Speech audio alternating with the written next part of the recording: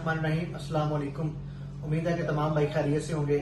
आज आपको सीसीडी के बारे में बताना है कि जो ये पंजाब में जुल्म सितम मरियम नवाज करवा रही है, सीसीडी से नजायज माओ की गोदें उजाड़ी जा रही हैं, बच्चों को बूढ़ों को जो है वो इनकाउंटर किया जा रहा है। कल एक बाप बेटे का इनकाउंटर लाहौर में किया गया। इसके अलावा सैकड़ों लोगों को, हजारों को बल्कि अब तो कर दें इनकाउंटर।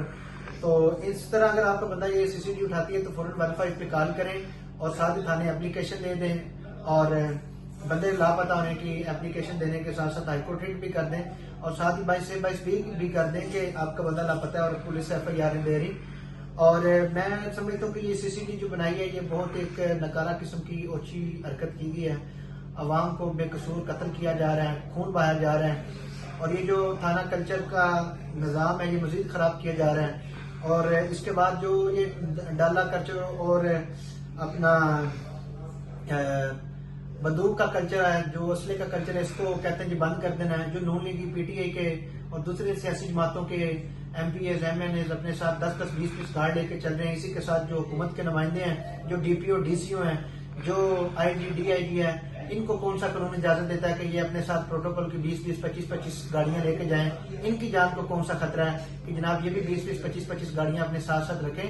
तो अगर इन्होंने निजाम अदल कायम करना है तो फिर सबके लिए बराबर के हकूक हैं, सबके लिए बराबर की अपॉर्चुनिटी है कि वो तमाम लोग जिनकी जिंदगी को खतरा है तो उनके लिए भी उतनी ही अपना सिक्योरिटी मुहैया करना हुकूमत की आइन में, कानून हमें इस चीज की इजाजत देता है कि उनके पाकिस्तान के जो शहरी हैं इनकी जानो माल की हिफाजत करनी है। अगर जानो माल की हिफाजत हुकूमत नहीं कर सकती तो उन्होंने अपने गार्ड तो रखने हैं ना।